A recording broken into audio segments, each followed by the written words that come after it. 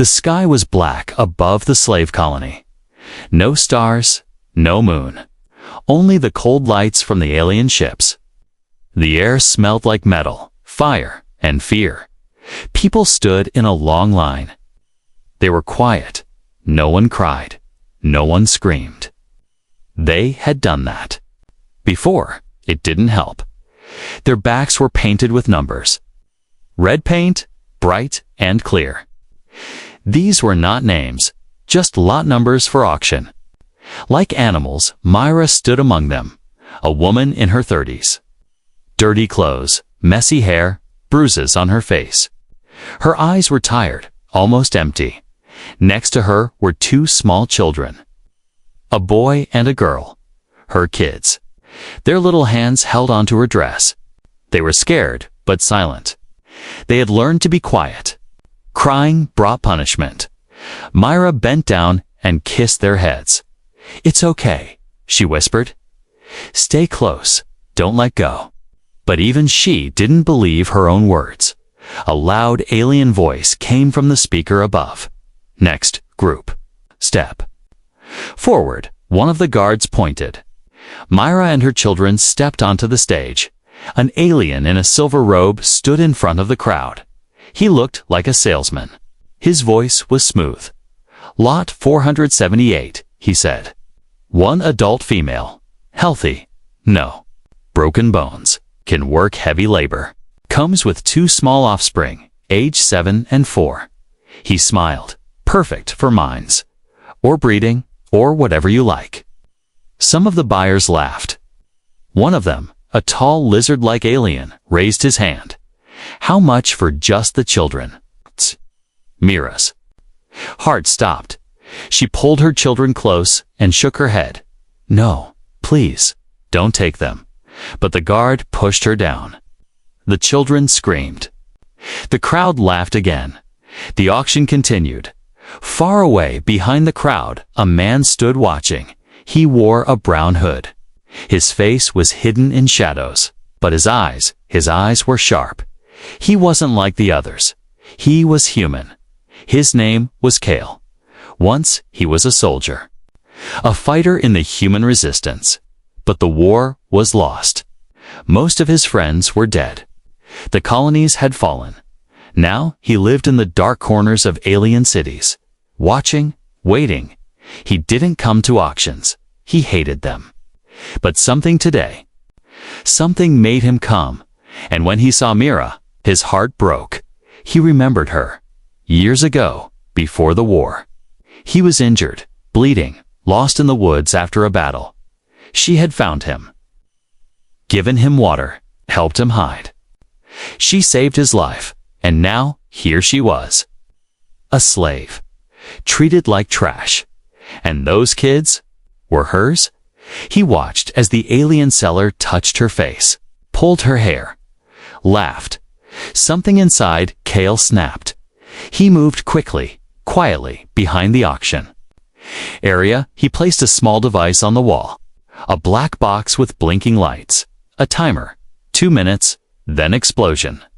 He took a deep breath. His hands shook.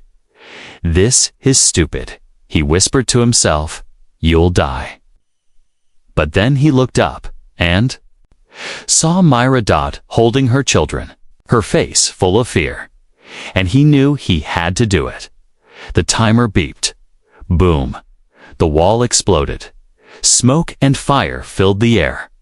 People screamed. Holly has ran in every direction. Guards pulled out weapons. But it was too late. Kale was already moving. He jumped on stage, punched one guard, kicked another, grabbed a metal rod, and smashed the auction table. Myra looked up, confused, scared. Then she saw his eyes. "Kale," she whispered. He nodded. "No time. Come with me." She didn't move. "Trust me," he shouted. Her kids pulled her hands. She followed. Together, they ran into the smoke. Behind them, the alien seller screamed, "Stop them! Shoot them!" Lasers flew in the air. One shot hit Kale in the arm. He grunted, but kept running. They reached a side door. Cale kicked it open. A narrow path. A tunnel. He knew this place. He had planned it. Footsteps followed. The aliens were chasing. "We have to.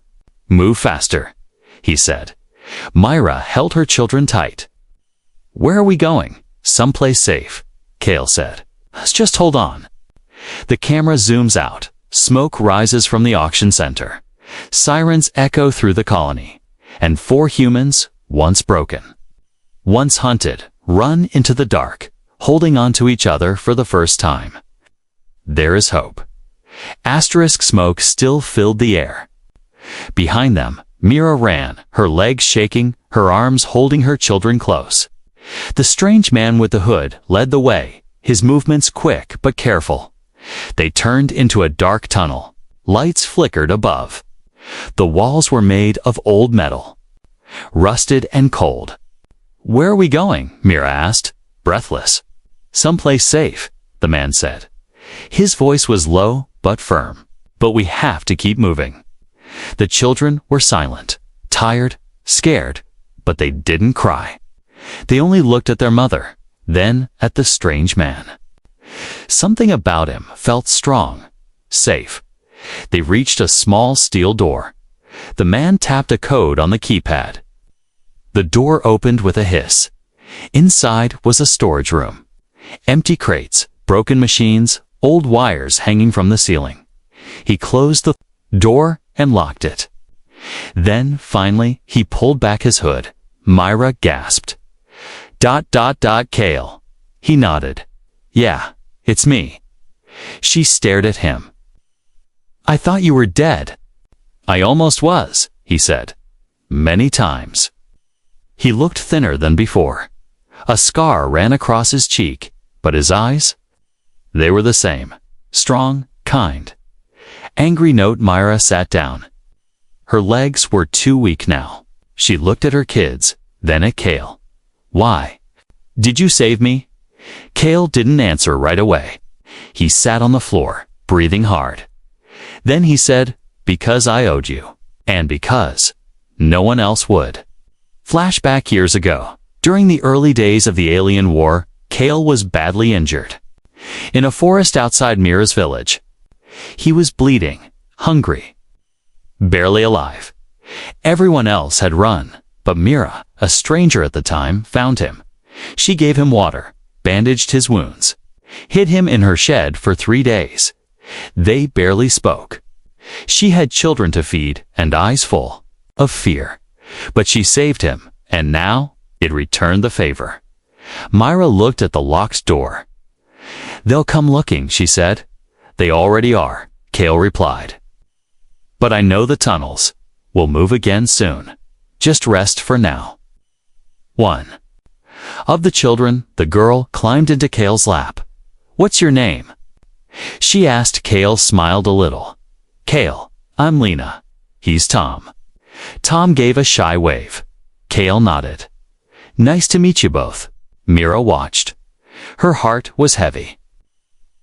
Her children were opening up to a man they barely knew. But somehow, it felt right. Outside, alarms were still sounding. The alien guards were searching. Cale stood and opened a crate in the corner. Inside were old supplies, food packs, bandages, clothes. He handed a water pouch to Mira. "Drink." She hesitated, then took it. "You planned this." "I planned to destroy the auction center," he said. "But I didn't expect to see you there. You risked everything." He looked at her. "You once did the same for me." Time passed slowly in the hidden room. Cale worked fast. He used tools to open a floor panel. Under it was a narrow tunnel, a maintenance route. Almost forgotten. "We'll use this to reach the lower docks," he said. "I know a way off this colony."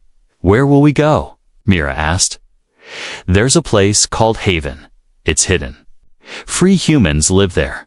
Fighters. Survivors?" Mira shook her head. "I'm not a fighter." "You survived slavery," Cale said. "That makes you stronger than most." Suddenly, there was a loud bang at the far end of the hallway. "Open up." Alien voices shouted. Mira held her children tight. Kale opened the floor tunnel quickly. "Go now." One by one. Lena went first, then Tom, then Myra. Kale was last. Before he closed the hatch, he looked at the door one last time. It shook with another hit. Then he disappeared into the tunnel, sealing it shut. Inside the narrow passage, it was cold and dark. They crawled, moved slowly, carefully. "We're almost out," Kale whispered. "Will we be safe?" Mira asked. "No," he replied honestly, "but we'll be free." They reached a grate at the end of the tunnel. Beyond it, bright light. A landing zone. Ships, escape. Kale smiled. "We're getting close." But suddenly, Mira heard something. A sound from behind them. She turned. Footsteps. Someone else was in the tunnel. The crawl space was narrow. Metal walls pressed in from every side. The air was dry and filled with dust. Every breath like breathing in old ash. Myra held her children close. One hand wrapped around Tom's wrist, the other pulling Lena along behind. Her knees ached as they moved slowly through the tunnel. Each time she turned her head, she expected to see light, a shadow, or worse, a hand reaching for them. Behind them, Kale moved like a ghost, quiet but alert, his back tense, his knife out. Then it happened. A sound, metal scraping against metal. Then a thud. Something or someone had entered the tunnel behind them. Kale whispered sharply, "Keep moving, don't stop." The tunnel suddenly felt smaller. Mira's heart pounded. She couldn't protect her children here, not in this tube. And whoever followed wasn't slow. The sound of crawling grew louder. Kale turned his head, eyes narrow. Then he saw it. A pale face, smeared with black oil and blood, emerged from the shadows behind them. It wasn't alien. It was human, but broken, hollow. The man's mouth twisted into a smile that didn't reach his eyes. A slave hunter, brainwashed, rewired, used by the aliens to find and kill runaway humans. Kale whispered, "Go now. Move faster." Mira nodded and pushed her kids through the tight corridor. Her arms were scratched. Her legs trembled. But she moved. The tunnel ended in a rusted panel. Kale reached past her and punched it once, twice, until the bolts cracked loose sunlight, open space. They had reached the outer edge of the hangar platform. The hangar was huge. A dead zone of silence and waiting ships. Some ships were loaded with goods. Others with cages. Above them, giant glass windows showed stars blinking in the black sky. Freedom, so close. Kale scanned the floor. "There," he said, pointing to a small two-person craft. Old, but not locked behind them. The slave hunter crawled faster. His hands moved like claws. Now. Kale threw a piece of metal at him to slow him down and pulled Mira to her feet. "Run." They dashed across the hangar floor. Guards saw them. Alarms, blared red lights. Voices shouted in alien tongues. But Mira didn't stop. She didn't look back. Her only focus, the ship Lena tripped, fell. Kale scooped her up with one arm, didn't break stride. They reached the ship. Kale shoved the door open with brute force and pulled the kids inside. Mira climbed in behind him. The hunter lunged. Kale slammed the hatch shut just in time. The window cracked from the outside. The hunter's face pressed against it. Eyes wild down. Silence. Inside the ship, everyone was still. Kale turned to Mira. "Strap in." The engine sputtered at first, then hummed to life. He gripped the controls. "Hang on." The ship lifted, shaking, groaning under its own weight. Alien guards ran toward them, firing plasma blasts. One shot hit the wing.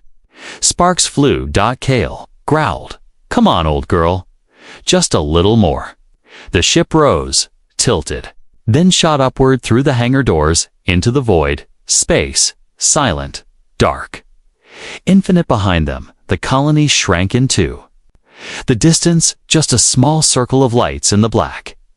Inside the ship, Mira finally breathed again. Lena leaned her head against her.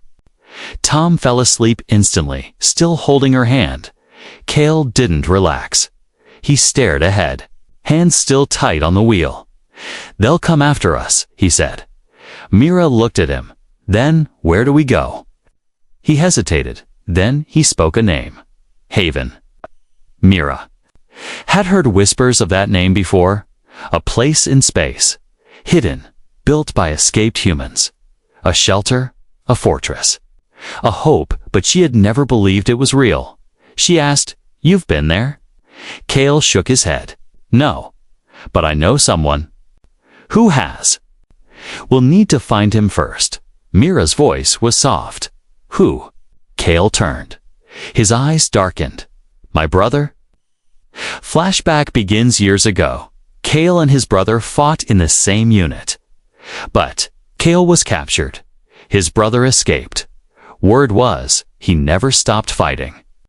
Started building something in the outer zone. Something the aliens feared. Suddenly, red lights blinked on the ship's console. Cale's face hardened. "They tracked us." Mira felt ice in her chest. Again. Always. The stars outside shifted.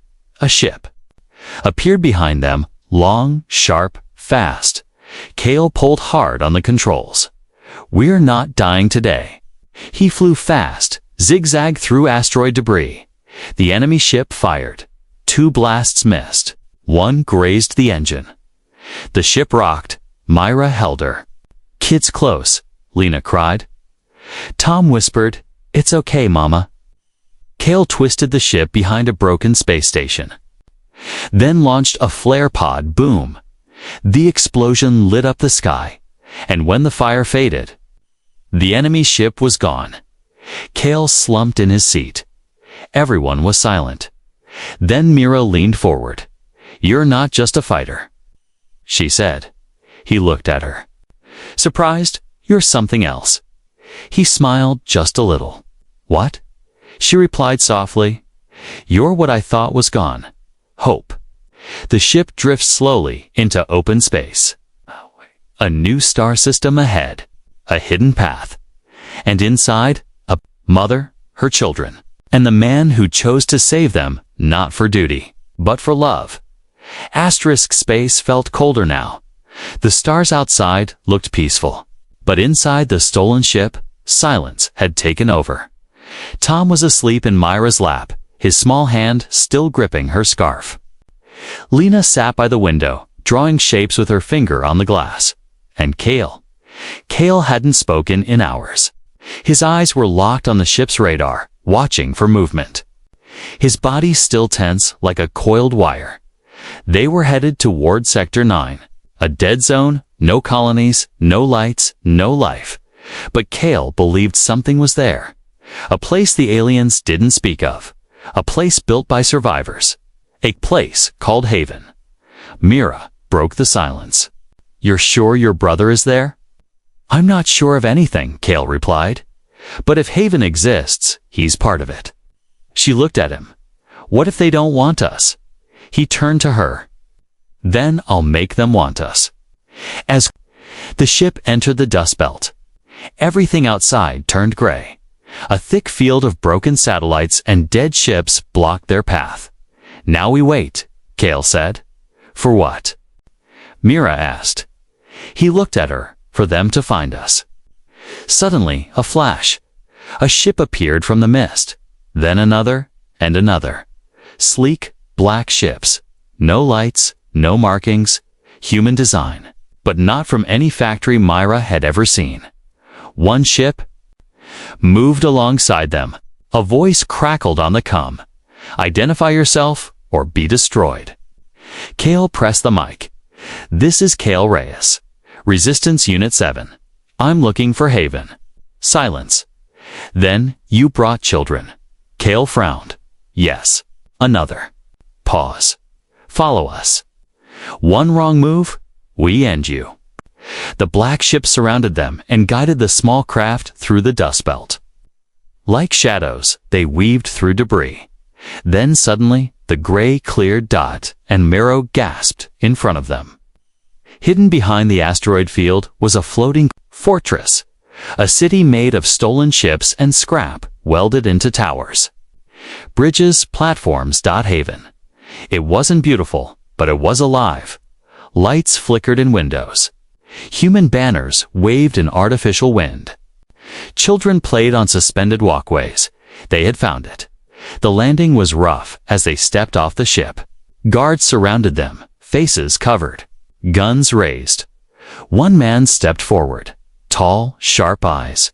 Kale lowered his hood. Yeah. The man didn't smile. His voice was cold. You're supposed to be dead. Kale smirked. Not today. Myra noticed how the two men looked alike. Kale, she whispered. That's your brother. He nodded. Asran didn't. Look happy. He studied Myra and the children. You brought outsiders. That's a problem. They're not outsiders, Kale said. They're survivors. Ezran stepped closer. This place isn't for broken people, Kale. We can't carry their weight. Mira stepped forward. Her voice steady. I carried mine through blood, through chains, through fire. Ezran raised an eyebrow. You speak like a fighter.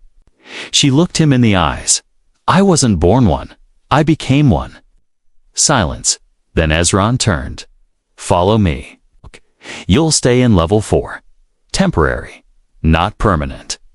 We'll see if you fit. Inside Haven was like nothing Mira had ever seen. Wires ran like veins across walls. Kids repaired machines. Women trained with weapons. Men studied alien tech.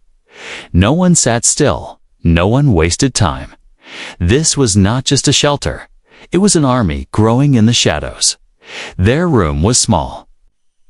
Barely space to breathe. But it had warmth. Clean water. A working light. Myra sat on the edge of the bed, holding her children. I don't know if we belong here. She whispered. Kale stood at the door. You belong anywhere you choose to survive, he said. Later? That night, Kale went to speak with his brother, in the war room. Ezran stared at a map of the galaxy. I didn't expect to see you again, Ezran said. I didn't expect to make it out, Kale replied. Ezran turned. What do you want, brother? I want them to be safe. Ezran frowned. And what about you? Kale's voice dropped. I'm tired of running. I want to fight again, for something that matters. Meanwhile, Mira walked through Haven with Lena. They passed a group of kids training with wooden sticks. Lena stared, eyes wide. A girl her age offered her a spare stick. You want to try? Lena looked at her mother. Mira hesitated, then nodded. Lena smiled for the first time in weeks. As Mira watched, a woman approached her. You're new. Yes, Mira said. Slave colony. Mira nodded. The woman showed her the back of her neck. Old burn marks. Me too. She smiled. Welcome to the real world. Later, Kale and Mira stood on a balcony above Haven. Below them, lights. Twinkled children laughed. Machines HUMMED. Kale spoke softly. You know, I used to think survival was enough. Myra looked at him.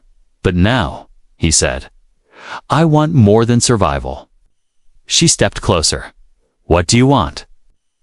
He looked at her and then at the stars. Freedom for them, for us, for every soul with a number painted on their back. Haven had no sunrise, only the slow flicker of old lights above its metal towers. But to Myra, it still felt like morning. A new beginning. For the first time in years, she woke up without fear in her chest.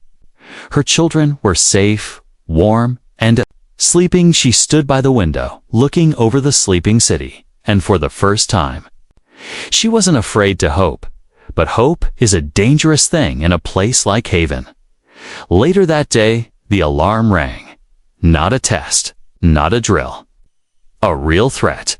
Red lights danced across the walls. Doors slammed shut. Guns were handed out. People moved fast. Cale burst into the room. They found us. Myra's heart dropped. The aliens. He nodded. A scout ship entered the dust zone. It didn't leave. Then they know. Yes, Cale said. And they'll come soon. In Haven's war room, leaders gathered. Easy Wren stood at the head of the table. His face was harder than before. They'll send a fleet, he said. We're outnumbered. We're underarmed. But we're not broken. He looked around the table. We stand and fight, or we scatter and die alone. Some leaders agreed. Others were afraid. Mira listened in silence. Then she stepped forward. I was sold, marked, owned, but I never gave them my soul. Everyone turned to her. I've seen humans break rocks for 20 hours a day. I've seen mothers beaten for speaking their child's name. And yet, they never stopped hoping. She looked at Ezron. Let me train your people, not just soldiers. Everyone, women, elders, teenagers. We don't need perfect fighters. We need people who refuse to kneel. Ezron didn't speak for a moment. Then quietly he said, start tomorrow. Days passed. Mira trained them in the lower halls. Simple drills, survival techniques. Quick thinking, she didn't shout like a commander. She spoke like a mother, someone who had lived it. She taught Lena how to stand her ground. She taught old women how to strike with sticks. She taught teenage boys how to use fear, not to run, but to react. She was not a soldier, but she had lived through hell, and that was enough. Cale watched her from a distance. Something had changed in her. She didn't just want to survive. Anymore, she wanted to protect. She wanted to fight back. One night, under Haven's metal stars, Cale handed her a small device. What's this? She asked, a voice trigger. If anything happens to me, press this. It sends a message to the outer zone, to others like us. She stared at it. You think we won't make it? He shook his head. I think we have to be ready. He looked into her eyes. I've lost too much already. I can't lose you. She held the device in her hand, then slowly reached for his. Then let's not lose anything. The next day, they came. 3 alien warships broke through the dust zone, blocking all exits. Their voices echoed across the comms. Return the fugitives, or be destroyed. Ezron stood tall. You want them? Come get them. The people of Haven were ready. Not perfect, not professional, but ready. They stood on rooftops with blasters. They stood at doors with knives. They stood beside each other. Shoulder to shoulder, Myra stood in the front. The first blast hit Tower 3. Fire, smoke, screams. But no one ran. Cale led the counterstrike, launching stolen torpedoes from hidden platforms. One enemy ship burst into flames. Cheers echoed. But the second ship landed troops. Metal boots hit the floor. The aliens marched through Haven's halls. They were stronger, but humans were angrier. Myra led a defense squad near the food depot. They had pipes, hammers, sticks. One alien charged her. She didn't move. She blocked, struck, took it down behind her. A teenager threw a firebomb. Another alien fell. Cale faced a squad alone. He moved fast, smart, fought like a man with something to lose. But there were 2. One alien stabbed him in the side. He fell to one knee. Blood spilled. Mira saw it happen. She screamed his name. She ran to him, cutting through smoke and fire. One alien raised its weapon at Cale. She jumped between them, using a metal sheet as a shield. The blast hit. The sheet cracked. But Myra didn't fall. She stood, face to face with the enemy. She stared into its eyes. I am not property. Then, with all her strength, she slammed the metal into its head. It dropped. She fell to her knees beside Cale. He was bleeding, but alive. You always show up late, he whispered, weakly smiling. She held his hand. You always make me. Hours. Later, silence fell. The last alien ship turned, retreated, defeated. Haven was damaged. But still standing, humans rushed to help the wounded. Cries filled the air. Not of fear, but relief, victory. And the cost of it, Mira stood above the wreckage, smoke behind her, children around her. She had no medals, no armor, only scars. But everyone looked at her now, not as a survivor, as a leader. Ezren placed a hand on her shoulder. You're not just welcome here anymore, he said. You belong here. And for the first time in her life, she did not. Asterix Haven was quiet. Too quiet. Smoke still rose from its broken towers. Fires had been put out. Bodies had been buried. But the scars remained. Walls were cracked. Power lines sparked. And the air heavy. With the smell of ash made every breath feel like grief in the medical bay. Cale lay still, pale, hooked to a machine that hummed like a heartbeat. Mira sat beside him, holding his hand. It felt colder now. He hadn't woken up in 2 days. Ezren entered slowly. He carried a datapad in one hand and guilt in his eyes. He lost too much blood, he said softly. He fought harder than anyone. Mira didn't answer. Ezren placed the datapad on the table. There's something else. Mira looked up. Easy Ren tapped the screen. A map appeared, blinking red dots. Coordinates. We picked up a signal. It's from a human camp on the edge of Zone 14. The aliens have it now. They took prisoners, children. Myra stood. Her voice was low, sharp. Why didn't we know? Ezren sighed. It was hidden. An orphan base. They stayed off all networks. We thought it was abandoned. Her hands clenched. They're using kids now. Ezran nodded grimly. They're not just trying to break our bodies anymore. They want to break our spirit. Mira stared at Cale. His chest rose and fell slow. Weak then, she turned to Ezren. How many fighters can I take? Later that day, Mira stood in Haven's Central Hall. Around her were 6 volunteers, a quiet sniper, a teenage mechanic, 2 ex-slaves who had nothing left to lose, and a woman named Rima who had once been branded like Mira. I'm not here to promise survival, Mira told them. I'm here to ask if you're done hiding. No one backed away. Rima smiled. We're done watching them steal our future.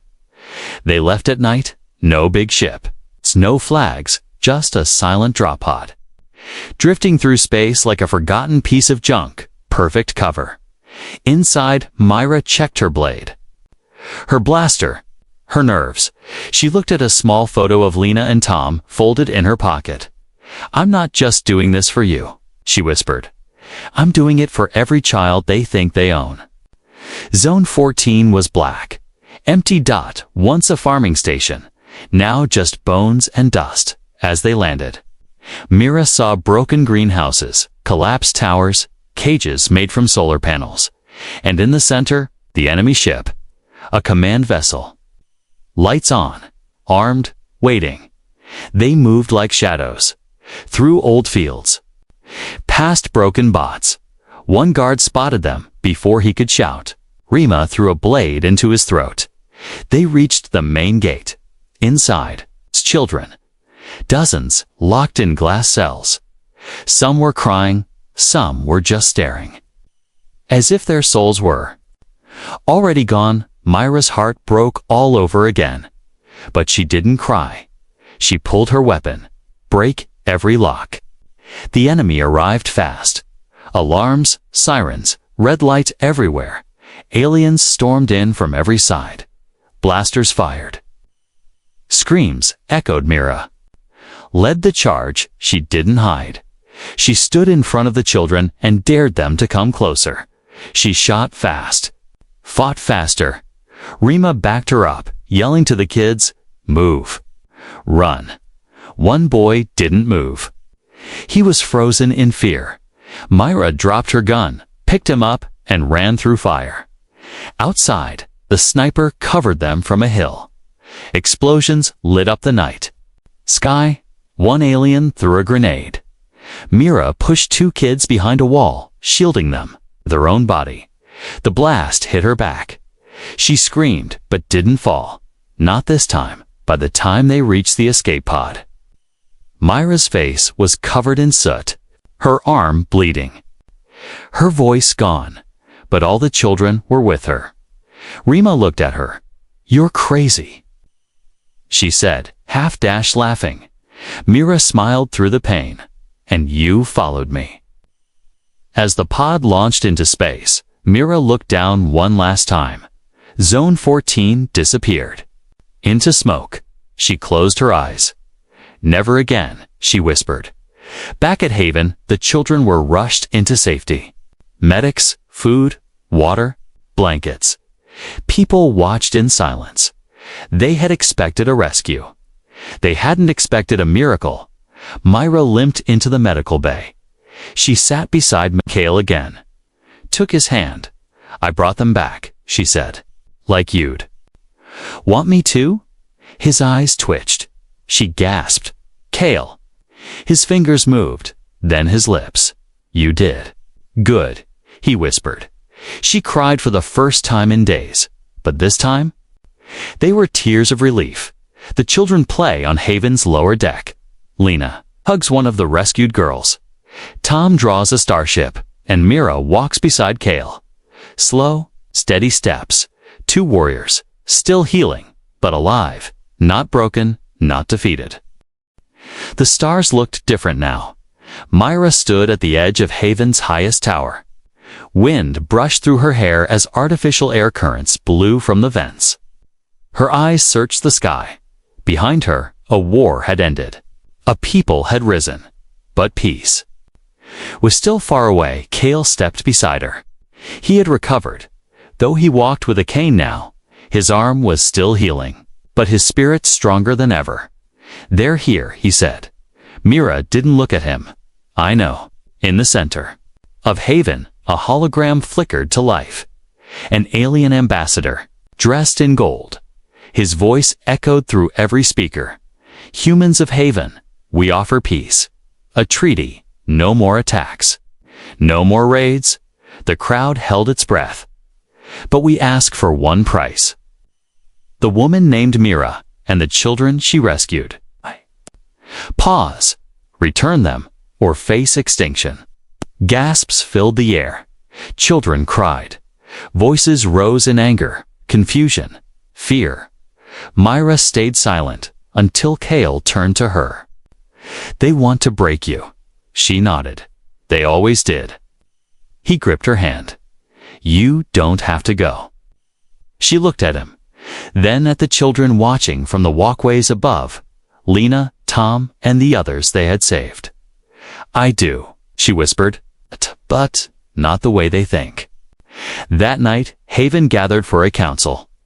Ezran stood before them, speaking loud, firm. "Clear. We are no longer a broken people," he said. "We are free, but freedom must be defended." He turned to Mira. "You have the floor." Mira stepped forward, wearing simple clothes, not armor. She held up the red cloth that once marked her auction number. It's torn, faded. "I was sold once," she said. "Painted, priced, stripped of my name. I was never supposed to speak again, never supposed to fight, or lead, or love." She looked at the children, but they forgot one thing. "I am human." The crowd erupted in quiet nods and tears. "And now," she continued, "they want me back because I remind them of their failure." She smiled, not with joy, but with defiance. "I'll give them their answer." The next day, a small transport ship left Haven. A single figure stood inside it, arms folded. Eyes forward, Myra, but she wasn't going to surrender. She was going to speak. She landed on the enemy's neutral zone, a desolate planet with cracked ground and burning skies. The alien ambassador was waiting, tall, cold, surrounded by guards. "You came alone?" he asked. Mira stepped out of the ship. "That's what you wanted, right?" he smiled. "Wise choice." But Mira walked past him to the center of the platform where hundreds of aliens, leaders, watched from high towers. She activated a hidden signal on her wrist. The entire galaxy, human colonies, scattered rebels, silent survivors would now hear what she said. "My name is Mira," she spoke, loud and clear. "Not 478. Not a number, not a product. I am the voice of every woman you tried to sell, every child you put in a cage, every man you crushed with chains." The ambassador stepped forward. "Enough." But she kept going. "You wanted me back, but I'm not yours. I never was. I came here to return something." She pulled out the red cloth, her old slave ID. She held it up and burned it in her hand. The alien guards moved forward. But Mira wasn't afraid. "You want me dead," she shouted. "Do it. But know this, every flame starts with one spark, and I, am that spark." Just then, 1,000 ships uncloaked behind her, Haven's fleet, rebel crafts, civilian freighters, all watching. "Already," Ezron's voice came through a speaker. "Touch her, and we burn your empire to dust." The aliens froze. For the first time, they were afraid. Not of war, but of a united humanity. The ambassador backed away, furious, silent. Mira turned and walked back to her ship. She didn't run. She didn't look back. She didn't have to. Back at Haven, the stars were brighter. Kale waited at the landing bay. When she stepped out of the ship, he held her. "I told you," he whispered, smiling. "They can't break you." She hugged her children. Tom placed a small flower in her hand. "Are we safe now, Mama?" She looked into his eyes. "No," she said honestly. "But we're free, and freedom is worth everything." On a quiet wall in Haven, children are painting. One draws a woman standing tall with fire in her hands. Above it, a sign says, "She was once a number, now she's the reason we have names."